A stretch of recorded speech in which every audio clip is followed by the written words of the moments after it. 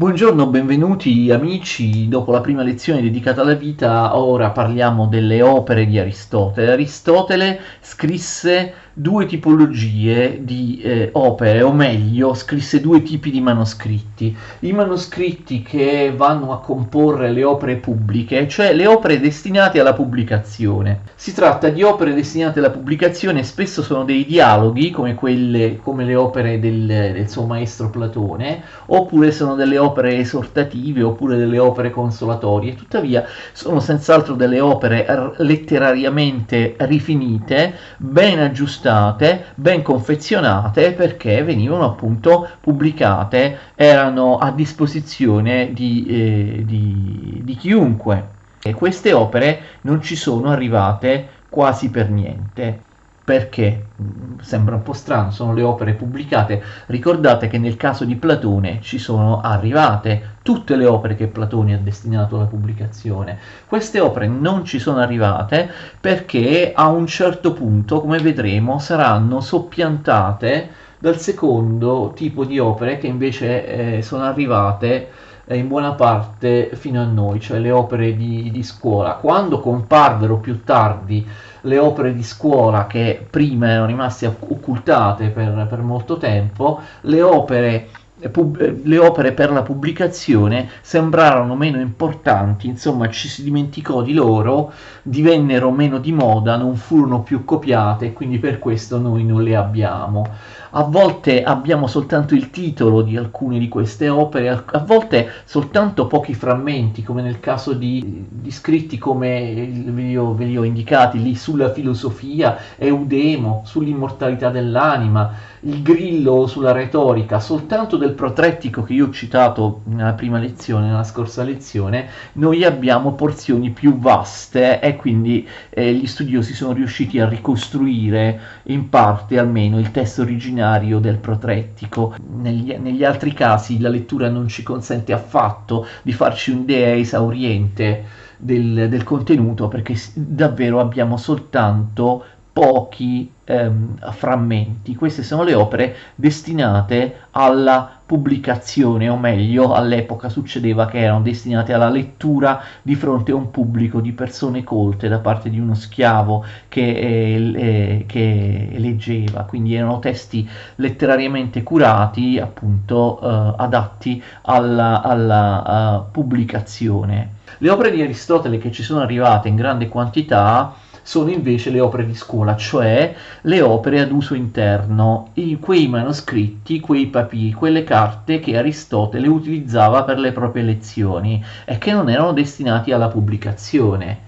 Voi capite che ciò causa un grave problema interpretativo. Manoscritti non destinati alla pubblicazione sono spesso degli schemi, sono spesso degli appunti, sono spesso dei canovacci che Aristotele utilizzava appunto durante le sue lezioni. Addirittura, secondo molti studiosi, molti di questi fogli sarebbero addirittura degli appunti da parte degli studenti. Aristotele teneva queste lezioni naturalmente prima nella scuola, all'interno della scuola di Platone, l'accademia che lui frequentò per circa 20 anni, e poi successivamente nell'ultima parte della sua vita, vi ricordate, all'interno della sua propria scuola fondata e diretta da lui, ovvero il liceo. E quindi si tratta di testi frammentari, anzi spesso ripetitivi, che a volte si interrompono all'improvviso, perché erano testi che circolavano nella scuola, quindi ripeto, spesso erano schemi, erano appunti e così via. Il grosso problema sta anche nel fatto, nella considerazione di come queste opere di scuola, queste opere esoteriche ad uso interno, sono arrivate a noi perché sono state messe insieme in maniera del tutto arbitraria con un'operazione editoriale da qualcuno qualche secolo dopo, e anche il titolo ovviamente è stato messo da qualcun altro, perché erano solo fogli sparsi così che giravano all'interno della scuola.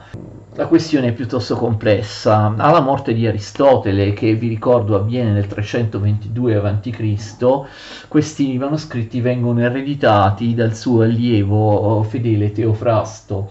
Teofrasto poi, dopo la sua morte, li lascia, in vista della sua morte, li lascia Neleo, che è un altro aristotelico. Questo Neleo purtroppo li sottrae al mondo greco portandoli a Scepsi, perché lui si trasferisce a Scepsi in Anatolia. I manoscritti però vengono recuperati, attenzione, tra la fine del secondo e l'inizio del primo secolo a.C., quindi intorno al 100 a.C., da Apellicone, che era un bibliofilo, era un collezionista di libri di Atene. Avendo saputo che a Scepsi, all'interno dell'Anatolia, esistevano i manoscritti di Aristotele, lui va lì, per fortuna li salva, li acquista, li porta ad Atene. Restano però ad Atene, non vengono pubblicati, vengono portati fortunatamente a Roma, perché fanno parte, questi manoscritti, del bottino che Silla, il generale romano, porta a Roma ad Atene. Finalmente dal 40, in un periodo dal 40 al 20 a.C., un editore, un intellettuale che si chiama Andronico di Rodi, che è greco, però attenzione, opera a Roma tra il 40 e il 20 a.C., mette insieme appunto in maniera arbitraria questi fogli, crea le opere di Aristotele, a cui lui stesso dà il titolo che noi oggi possediamo. Quindi attenzione, si tratta di un'avventura editoriale piuttosto complessa e singolare. Per alcuni secoli, attenzione, l'antichità greca e l'antichità romana non conobbe affatto le opere di Aristotele che noi abbiamo, capite? Conobbe e lesse soltanto le opere pubblicate da Aristotele, che però a un certo punto, quando vennero pubblicate da Andronico di Rodi le opere di scuola, cessarono di circolare e finirono poi per perdersi.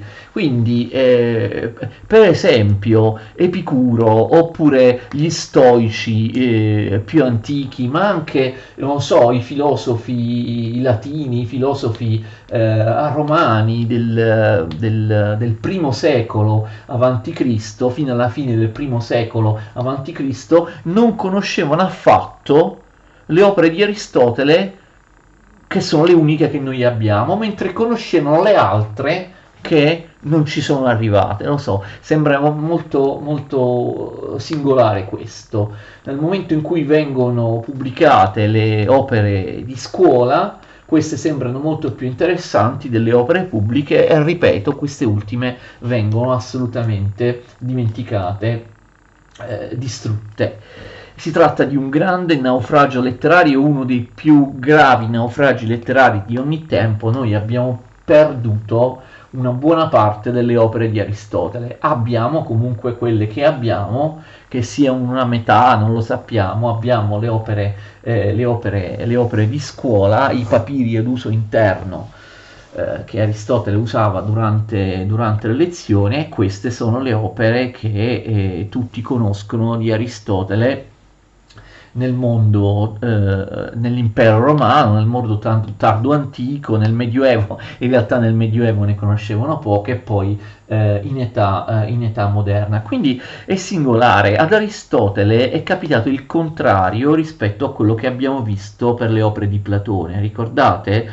Platone probabilmente, non lo sappiamo, insomma, aveva scritto qualcosa che non aveva pubblicato. Forse ricordate, le dottrine non scritte erano appunto non scritte, nel senso che si trattava di dottrine orali. Tuttavia, le dottrine orali di Platone, quelle riservate ai discepoli della sua scuola, noi non li abbiamo. Abbiamo solo ciò che Platone ha voluto pubblicare all'esterno. Invece di Aristotele è il contrario. Abbiamo perso ciò che Aristotele voleva far conoscere all'esterno, al pubblico generalista, delle sue idee, e invece abbiamo i materiali interni alla scuola. Ovviamente l'interpretazione è difficile, proprio perché, ripeto, Andronico di Rodi cosa fa? prende, cioè noi non abbiamo, cerco di spiegarmi, noi non abbiamo nessuna certezza che l'ordine delle pagine dei papiri,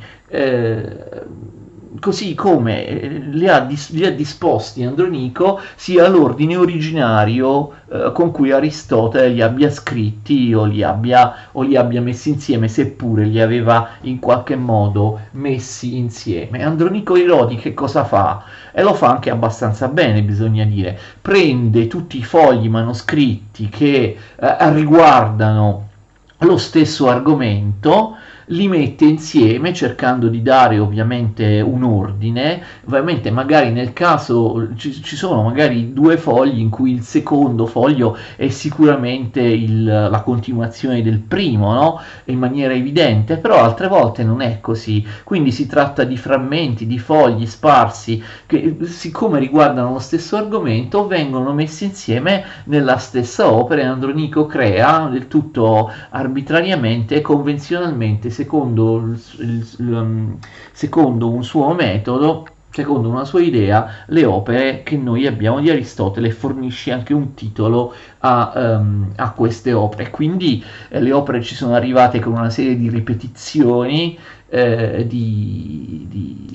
di contraddizioni. Per esempio ci sono delle pagine in cui Aristotele, chi per lui, scrive che parlerà di qualcosa dopo che sta per parlare di qualcosa, poi invece ovviamente questo qualcosa non arriva, e così via. Ci sono passi che vengono ripetuti, ma in alcune opere, per esempio la metafisica, che è quella proprio più arbitraria, più miscellanea, noi abbiamo di fatto fogli che sono stati messi insieme, che riguardano tante materie, non soltanto la metafisica. Quindi bisogna appunto considerare come sono state edite le opere di Aristotele. Si tratta appunto di un'operazione editoriale di recupero e di ordinamento di materiali sparsi da parte di questo Andronico di Rodi, che rende molto difficoltosa la comprensione delle opere aristoteliche. Spero di essermi spiegato. Magari poteva succedere è potuto succedere che manoscritti che Aristotele considerava facenti parte dello stesso gruppo siano stati pubblicati in opere diverse, oppure il contrario, che manoscritti che Aristotele considerava parte di due gruppi diversi, magari manoscritti anche che sono stati scritti da Aristotele in epoche diverse, anche a decine di anni di distanza, può darsi che siano stati che siano finiti naturalmente all'interno dello stesso scritto. Poi classifica questi titoli all'interno di raggruppamenti più ampi, ok? Che riguardano argomenti simili. Il primo in questi gruppi sono gli scritti di logica, che vengono chiamati organon in greco, che corrisponde al latino organum. Perché organon? Organon, cioè organon in greco significa strumento. Tutte queste cose in realtà le ho spiegate anche nelle prossime lezioni, vedrete nel momento in cui io affronto e spiego l'una dopo l'altra le opere di cui stiamo adesso sommariamente dando il titolo. Organon in greco vuol dire strumento, perché queste sono le opere di logica, la cosiddetta logica, che infatti poi successivamente sarà chiamata logica formale. La logica infatti ti dà la forma, non il contenuto. Le opere di logica ti dicono come ragionare, come organizzare le premesse e le conseguenze, come funziona un ragionamento. Il ragionamento, ovviamente, il ragionamento per eccellenza, il ragionamento che porta avanti le scienze per Aristotele, è il sillogismo, il ragionamento deduttivo, come vedremo, e quindi comunque si parla di come si deve ragionare, di come si deve discutere, qualunque sia l'argomento di discussione. Quindi noi studieremo per prime infatti le opere di logica. Spesso si comincia con le opere di fisica o metafisica, ma io non sono d'accordo, preferisco spiegare prima la logica e poi la fisica e la metafisica, anche se tutti questi gruppi, insomma gli argomenti aristotelici, tutte le discipline aristoteliche sono strettamente strettamente connesse tra di loro, come vedremo. Quindi lo strumento, perché la logica ti dà lo strumento per pensare, ma non il contenuto. Quindi la logica si occupa degli oggetti di tutte le altre scienze. È l'unica scienza insieme alla metafisica, vedremo, che si occupa non soltanto di una classe di enti, ma che si occupa di tutti gli enti possibili. Perché la logica, appunto, perché la logica formale ti dà la forma, ma non il contenuto. Ti dice quali sono le regole per pensare, le regole del ragionamento, le regole della scienza che possono essere applicate a tutti gli enti, quindi a tutte le categorie di enti che appartengono ciascuna categoria ad una diversa disciplina. Le opere di logica, cioè le opere dell'organon, come vedete, sono 7. Le categorie, che parla appunto della teoria delle categorie che vedremo, sull'interpretazione, poi analitici primi e analitici secondi, particolarmente importanti perché sono le opere che si occupano del sillogismo, gli analitici primi del sillogismo comune e gli analitici secondi del sillogismo scientifico. Tutte queste opere si sogliono indicare con il titolo latino. Lo so che può sembrare un po' strano perché sono tutte scritte in greco, ovviamente, però nella tradizione filosofica è invalso questo uso di utilizzare il titolo latino, e quindi per esempio sull'interpretazione si indica spesso, in molti testi lo potete trovare col titolo di deinterpretazione, come analitici primi e analitici secondi generalmente si indicano con i nomi analitica priora e analitica posteriora. Le ultime due opere di logica, i topici, le confutazioni sofistiche. Quindi le opere di logica, credo di aver sbagliato, chiedo scusa, le opere di logica non sono 7, come ho detto sono 6. Poi abbiamo, attenzione, le opere di fisica. Abbiamo la fisica, un'opera molto grande, la più importante delle opere di fisica, e qui Andronico Rirodi ha preso proprio moltissimi fogli, li ha messi insieme. Nella fisica ci sono anche argomenti che non riguardano esattamente la fisica, comunque argomenti duplicati, argomenti che vengono trattati anche nella metafisica e in altre opere. La più importante opera della fisica è appunto la fisica. In greco si scrive ta fusika, d'accordo? Ve lo scrivo in greco, ta fusika. Ta fusika in greco, adesso vediamo, lo scrivo in traslitterazione latina, è in realtà un plurale neutro con l'articolo ta, che è l'articolo neutro plurale, significa le cose fisiche. Noi le traduciamo in latino come fisica, no? Come fisica, PHY, fisica in latino, però in realtà in greco il titolo era plurale. Ta fisica è un neutro plurale dell'aggettivo physikos, physiche, physikon, che riguarda la physis, cioè la natura, cioè le cose che riguardano la natura. Ta fisica, neutro plurale, significa le cose fisiche, d'accordo? Poi altre opere fisiche importanti sono l'opera sul cielo, che è proprio una di quelle che di solito viene identificata sempre col titolo latino De Cielo, importantissima l'opera di Aristotele sull'astronomia, sulla cosmologia. Poi abbiamo un'altra opera importantissima sull'anima, per i psyches in greco, ma ovviamente viene indicata generalmente col titolo latino di De Anima. È un'opera molto importante che riguarda l'anima, la tripartizione dell'anima, ma anche la conoscenza. E voi direte, ma l'anima riguarda le cose fisiche, le cose materiali?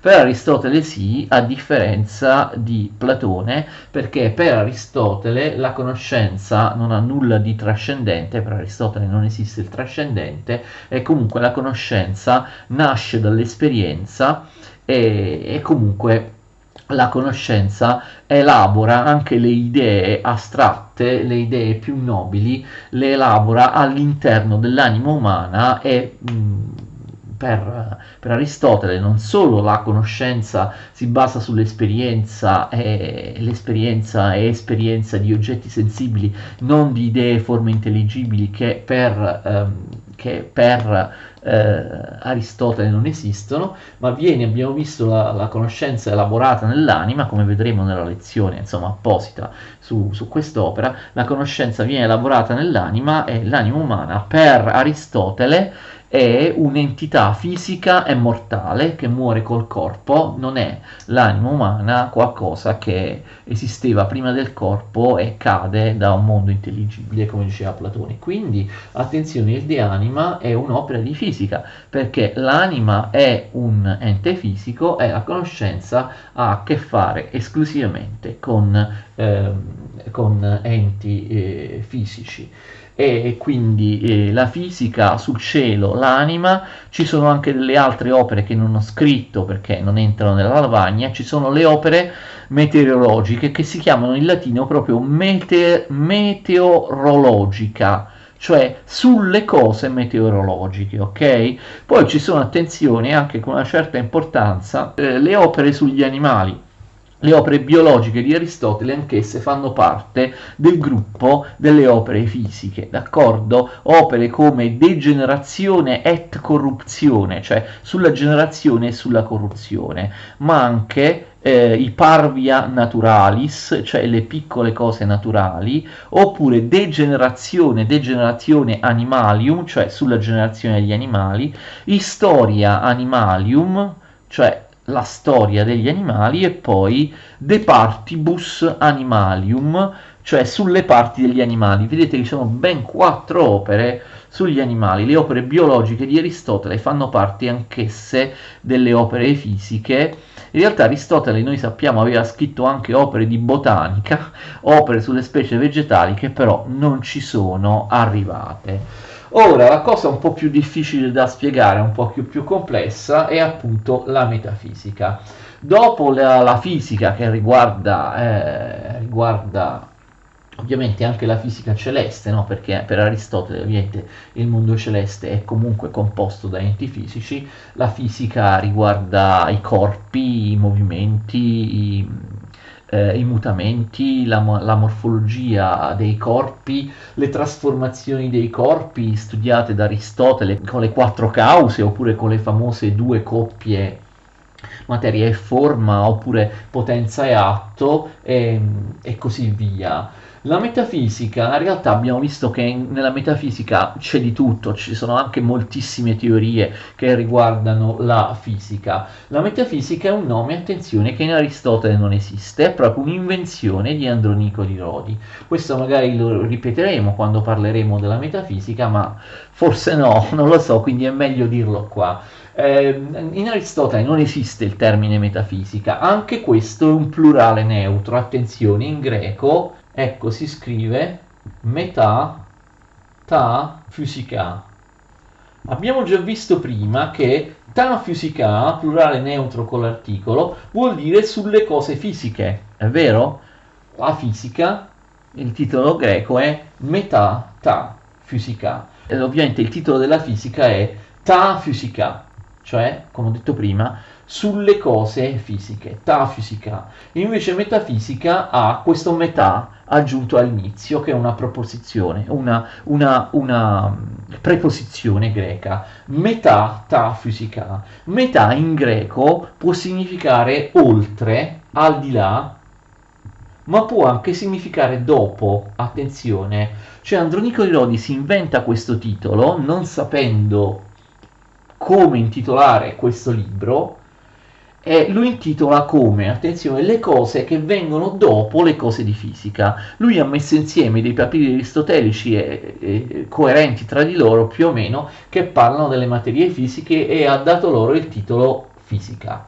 Poi mette insieme degli altri fogli di Aristotele e non sa che titolo deve dare, perché non c'è, Aristotele non fornisce una chiara descrizione di quella materia, un nome, non c'è un nome complessivo, se lo inventa Andronico di Rodi, metafisica. Quindi capite, metafisica inizialmente, per quanto sembri strano, metafisica ha anche un significato che è puramente redazionale, cioè in questo caso metà significa dopo, cioè io ho messo insieme i manoscritti di argomento fisico, poi metto insieme i manoscritti di una scienza a cui non so che nome dare, che Aristotele chiama la più nobile di tutte le scienze, e che parla però di cose diverse, come vedremo, e allora io non so che titolo dare, do il titolo le cose dopo le cose di fisica, dopo le cose dopo la fisica, perché io l'ho messa insieme dopo aver messo insieme la fisica.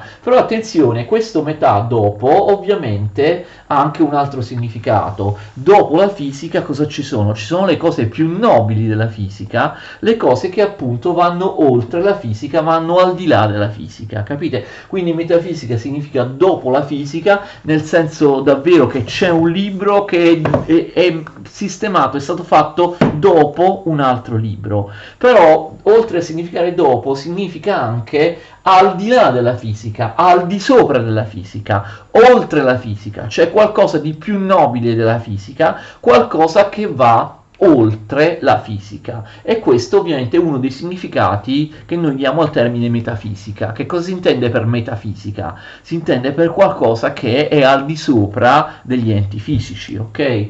In realtà, fate attenzione, la metafisica di Aristotele ha almeno tre significati, nel senso che Aristotele all'interno del libro Metafisica, o meglio all'interno di quei fogli che poi Andronico Iroli ha preso, ha messo insieme e li ha intitolati Metafisica, Aristotele parla di tre cose diverse. La metafisica, attenzione, è prima di tutto la scienza dell'ente in quanto ente.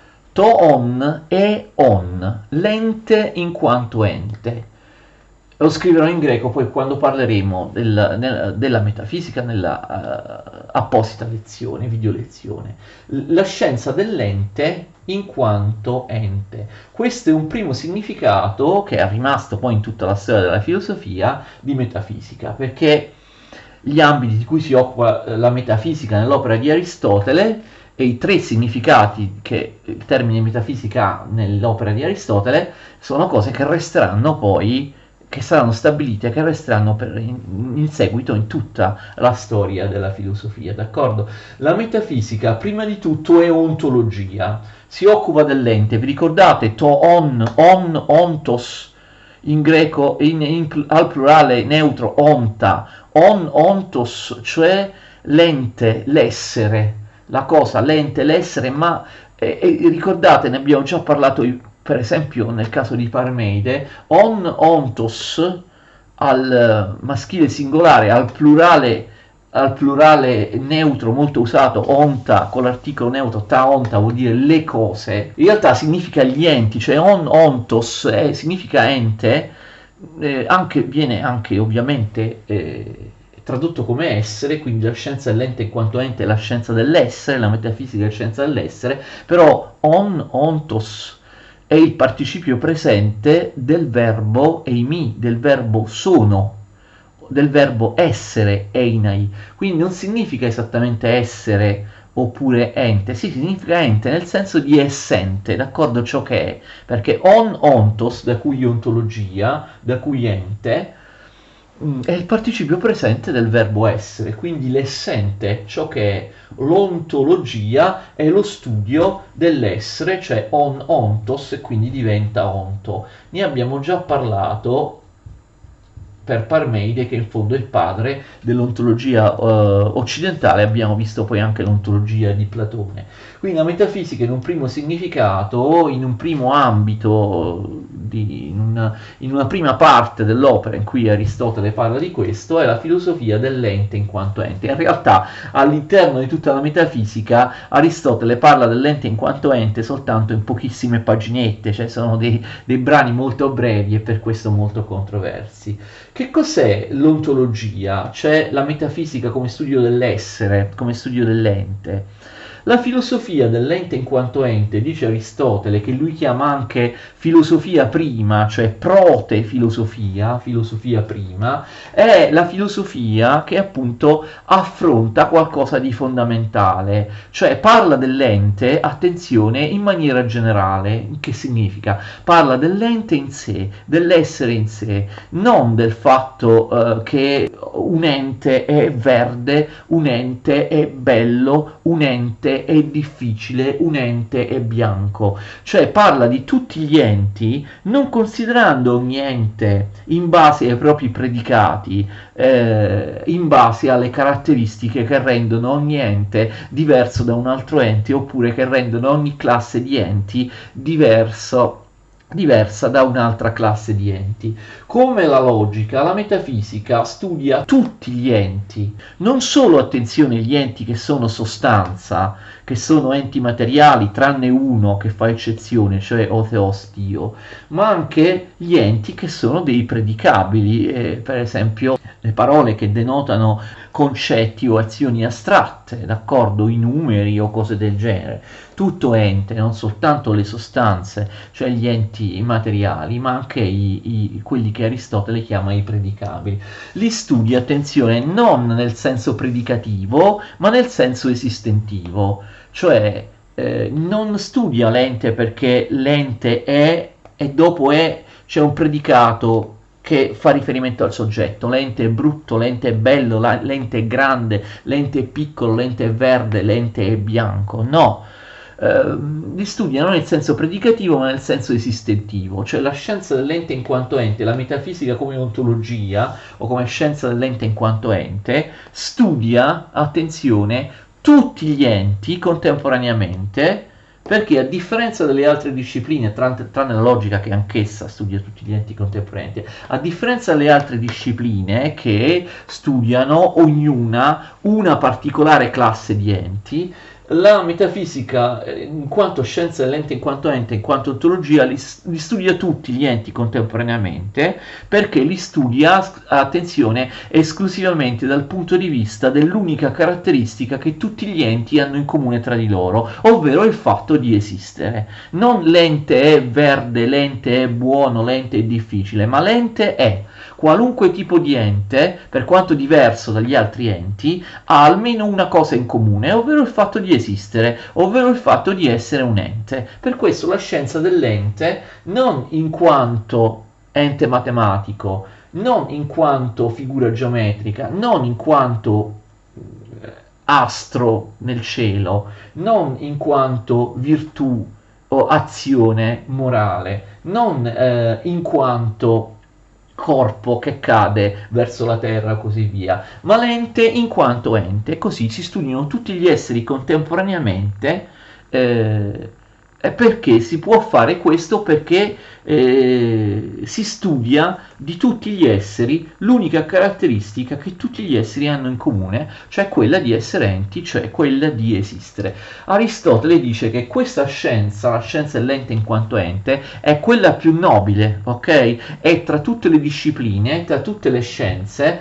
vedremo nella prossima terza lezione la famosa classificazione delle scienze di Aristotele, è tra tutte le scienze quella più nobile, d'accordo? E quindi è quella che in qualche modo va oltre la fisica, d'accordo? È quella che in qualche modo va oltre la fisica, che è al di sopra della fisica perché è più nobile. Per questo metafisica, qualcosa che va oltre, che è più nobile, che ha come oggetto ciò che è più nobile rispetto a altre discipline. La scienza dell'ente in quanto ente. Attenzione, Aristotele dice che la scienza dell'ente in quanto ente non studia soltanto tutti gli enti in quanto enti, cioè esistenti, studia anche, attenzione, un particolare ente, che appunto è l'ente più nobile, che quindi sta sopra gli altri enti e quindi è oggetto di metafisica, cioè di studio di qualcosa che va oltre la fisica, che è più nobile della fisica.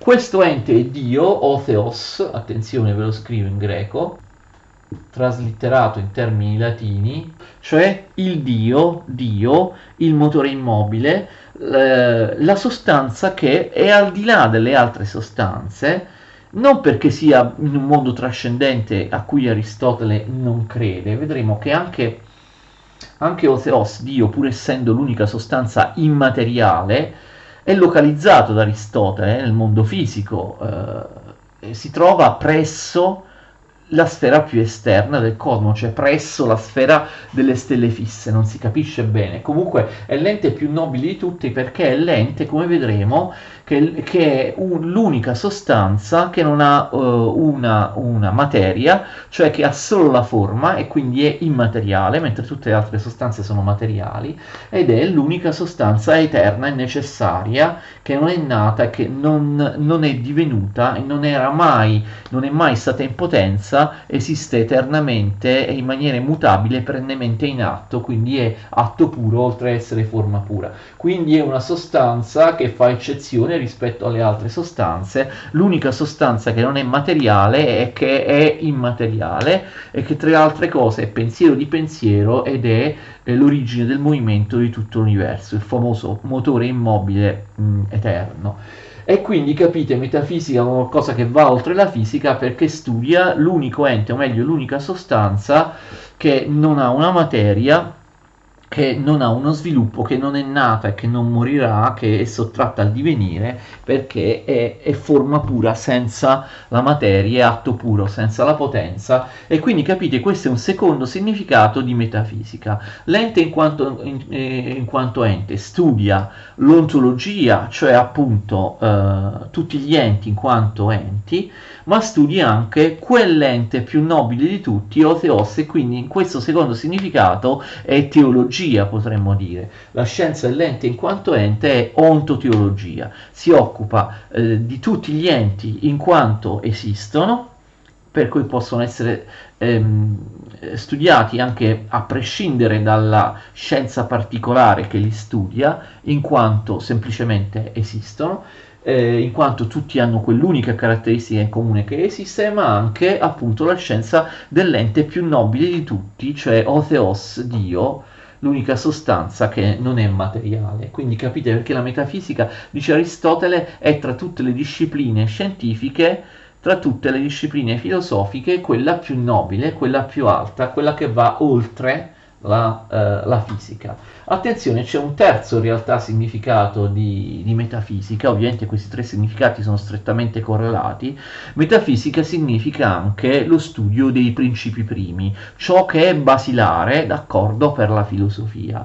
I principi primi per Aristotele, lui indica i principi primi nei principi del linguaggio, nei principi della logica, i principi del linguaggio, in particolare il principio di non contraddizione. Senza il celebre principio aristotelico di non contraddizioni, noi non potremmo parlare, non potremmo ragionare, non potremmo quindi realizzare nessuna scienza, perché se non abbiamo il linguaggio, le regole che sovrintendono il linguaggio, le regole del ragionamento, e il metodo, se non abbiamo il metodo scientifico e la forma linguistica in cui questo metodo scientifico si presenta, noi non possiamo realizzare nessun tipo di scienza. Quindi capite, i principi generali della logica, del linguaggio, sono appunto alla base di qualunque disciplina filosofica, in particolare il principio di non contraddizione. E quindi la metafisica studia anche tutto ciò, i principi che sono alla base di tutto. Ancora adesso la metafisica, per metafisica si intende questo, cioè anche la scienza che studia i principi basilari, cioè i principi fondamentali che sono la base di qualunque sistema o riflessione filosofica. Fate attenzione, di solito per metafisica si intende qualcosa come Dio, come qualcosa di non materiale. Aristotele dice che infatti la metafisica studia anche Dio che è immateriale.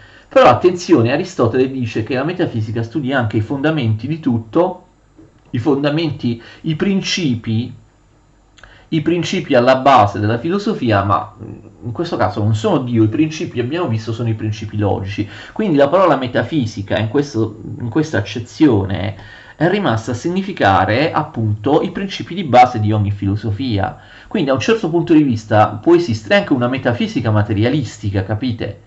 Non dovete pensare alla metafisica, a Dio, l'anima, qualcosa di ineffabile, no. Io, se parto dal presupposto fondamentale esiste solo materia, perché magari per me, io sono materialista e dico è autoevidente che esiste solo materia, per me questo asserto linguistico esiste solo materia è un asserto linguistico di tipo metafisico, cioè che è il principio basilare su cui poi poggia tutta la mia filosofia, d'accordo? E quindi lo so che è un po' difficile, però io ho cercato di spiegarlo nel miglior modo possibile. Metafisica, le cose che vanno oltre le cose fisiche.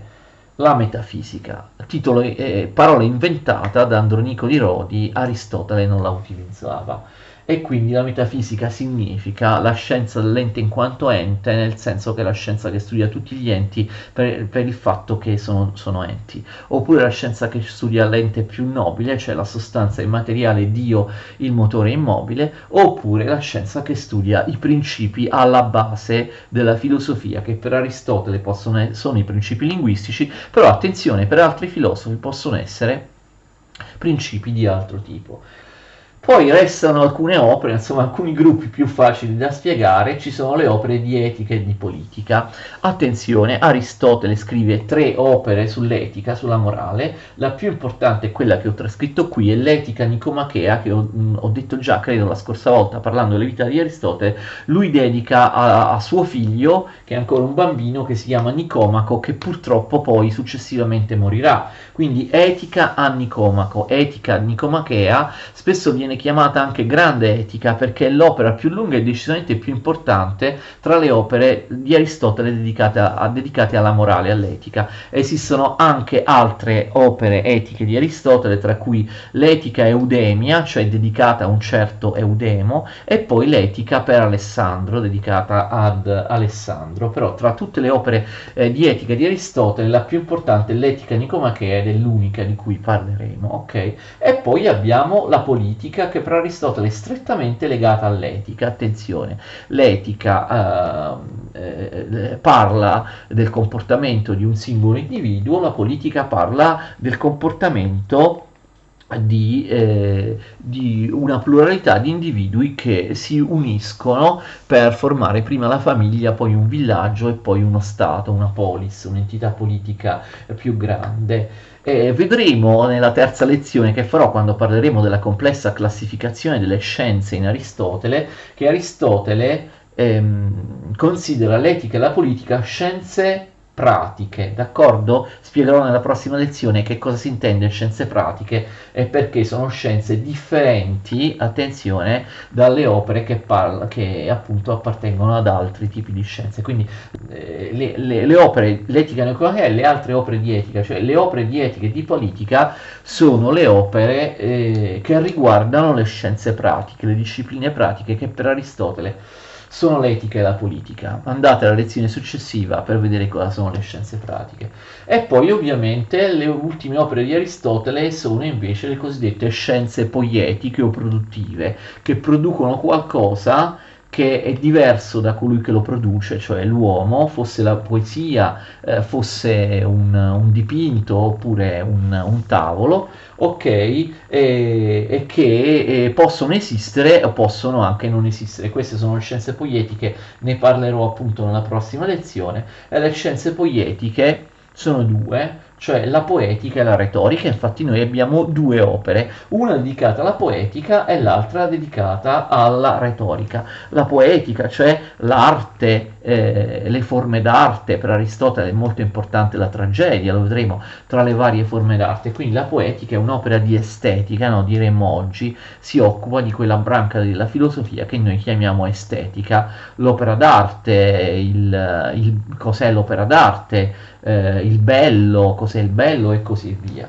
Ci sarà la famosa teoria ovviamente aristotelica sulla tragedia come catarsi e così via.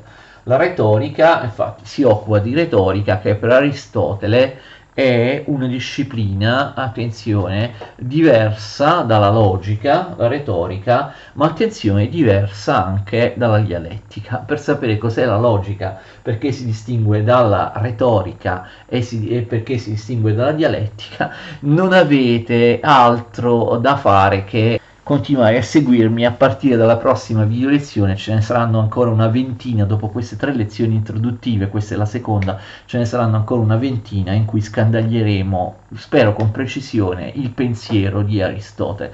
Che cosa possiamo dire in conclusione sulle opere di Aristotele? Abbiamo visto molto difficile l'interpretazione, ci sono ovviamente grandi studiosi che si sono misurati col problema della datazione. Andronico di Rodi mette insieme tutto in maniera arbitraria. Abbiamo visto all'interno di uno scritto potrebbero essere capitate parti che Aristotele ha scritto 10 anni prima, unite a parti che Aristotele ha scritto 10 anni dopo, 20 anni dopo e così via. E quindi abbiamo già detto, parlando della vita, ve l'ho già detto, andate nella lezione precedente, io vi ho già distinto le opere più importanti a seconda dell'età aristotelica, della fase della vita aristotelica in cui esse sono state scritte. Però se appunto guardate la prima video lezione, io spesso vi dico, in quest'epoca Aristotele scrive alcuni libri della metafisica, poi in un'altra epoca della sua vita scrive altri libri della metafisica, quindi cioè, si dà per scontato, ecco così, a questo sono arrivati i risultati degli studiosi, si dà per scontato che Aristotele abbia rimaneggiato continuamente le sue opere e abbia, anche e soprattutto negli ultimi anni, le abbia aggiustate, le abbia ampliate. Quindi abbiamo anche questo problema supplementare, che ogni opera in realtà è stata scritta in tempi diversi, appunto anche perché Aristotele non pensava mica di mettere insieme tutto quello che scriveva come ha fatto Andronico Irodi, e quindi Andronico Irodi, abbiamo visto, è andato per argomento e quindi ha preso cose che Aristotele ha scritto prima, cose che Aristotele ha scritto dopo. Cosa ne sapeva lui? Non poteva assolutamente saperlo, e quindi c'è un problema di datazione. Allora gli studiosi si sono messi davvero a cercare di capire quale opere o parti di opere sono state scritte prima oppure scritte dopo. E insomma c'è la teoria di un famoso filologo tedesco, Werner Jaeger, sostiene che esiste un criterio per capire se qualcosa è stata scritta nel periodo giovanile o in un periodo più adulto, maturo, da parte di Aristotele. Cioè, secondo Jaeger, quando Aristotele riflette maggiormente le idee di Platone, quelle cose Aristotele le avrebbe scritte, capite, da giovane, perché era ancora influenzato da Platone, faceva ancora parte dell'Accademia. Mentre quando Aristotele si distacca maggiormente da Platone, questo vuol dire che quella cosa è stata scritta più tardi, perché ovviamente l'influsso platonico non era più forte in Aristotele, e quando Aristotele era diventato adulto, era diventato anziano, magari Platone era anche morto da tempo, comunque Aristotele aveva ben definito le sue idee. Altri storici non sono d'accordo, perché ricordate, abbiamo detto nella scorsa lezione, che Aristotele in realtà definisce le sue idee prestissimo, cioè quando ha già 20 anni, e le sue idee sono già fortemente critiche, si distinguono da Platone.